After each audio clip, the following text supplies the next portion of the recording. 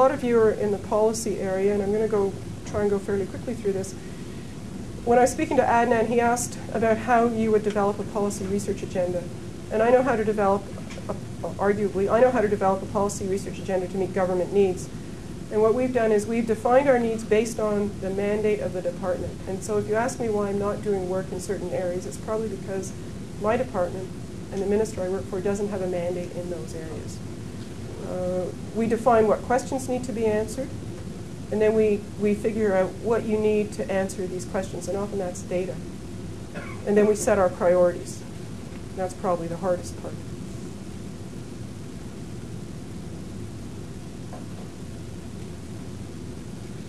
A research approach has to be multi-pronged. You have to be doing a number of things at the same time. And I'm not talking about academics, but I'm really talking about policy research in a government organization. We have to provide basic policy program information and answer research questions to meet immediate policy needs. The minister, the government wants to look at a policy, wants to change a policy. I have to have the information to support that. We have to keep an eye on data development, and I can tell you, having set up a policy research agenda in 1997, that it's very challenging to develop data, and I think we were fortunate to do it when we did, because in the current context I think it would be very difficult. It takes about 10 years from the time that you identify a brand new data source until you can really bring it online. That sounds like a long time, but that's really what it takes. If you want to augment data sources, it's much easier. And so you've got a very significant investment that only has a medium to long-term payoff. And that was a big challenge to convince my senior managers that we really needed to do this. And then the third area, and this is the area that most often gets squeezed, is keeping ahead of emerging issues. So issues that may not have a direct link to your mandate, but where the minister or the government may be held accountable. Poverty is a good example. Poverty of immigrants is not just about immigration, it's about a lot of other things. But I need to be able to provide the minister advice when he asks for it, and not say, oh, well, you know, I'll come back in 6 months and let you know what we think. So that strategic component is really key. Oops, I'm just going to go back. So if I just go quickly through what the research agenda has to meet, it has to meet a number of concurrent objectives that I've alluded to. We have to provide the minister with information needed to develop sound policy in the short and medium term. We have to support policy change, assess the impacts and successes of existing policies, and provide a basis for discussion of alternate directions. We have to situate both specific policies in the broad direction for citizenship and immigration in the context of the overall government agenda and the policy directions of other federal departments. I think the reason that I've stayed in this area for so long and I find it so fascinating is immigration in and of itself for me isn't very interesting. It's about how it touches every single mandate of just about every single department in government.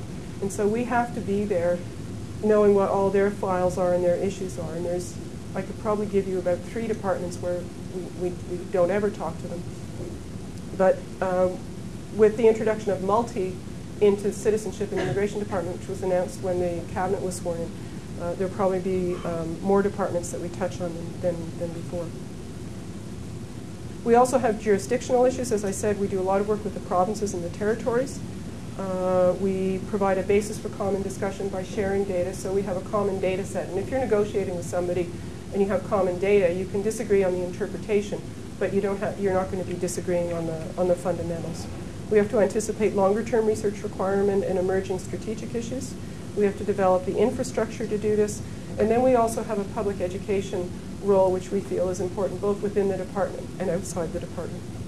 And finally, what I'd like to do, because I think I've exceeded my time limit and maybe your patience, is just leave you with some suggestions for research on refugees, which would be of interest to my department, to the federal government. We're bringing in increasing numbers of resettled refugees who've been in protracted situations, as I mentioned before, and as you're probably all too well aware. The Karen from Burma, and then starting next year, the Bhutanese from Nepal.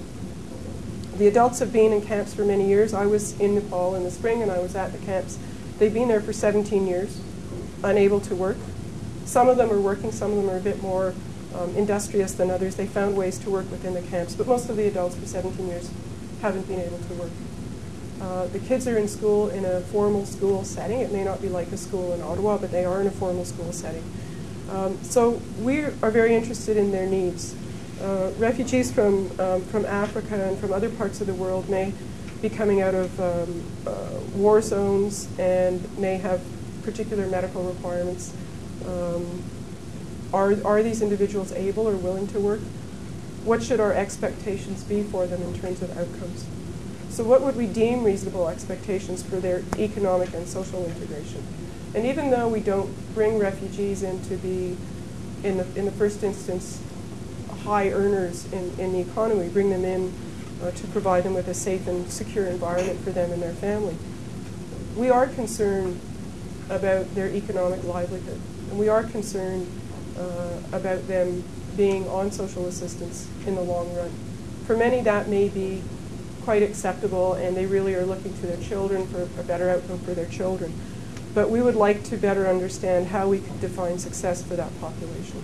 And then the other, for their children, as they come out of these very difficult situations, do their children require additional support?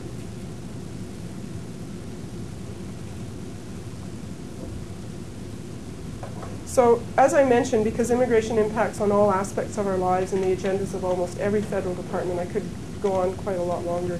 And I certainly have only touched on the surface. But as I said, for me, this is what makes it one of the most interesting topics for research. And I know that this is going to continue, and I hope that you share my view. Thank you very much for your time.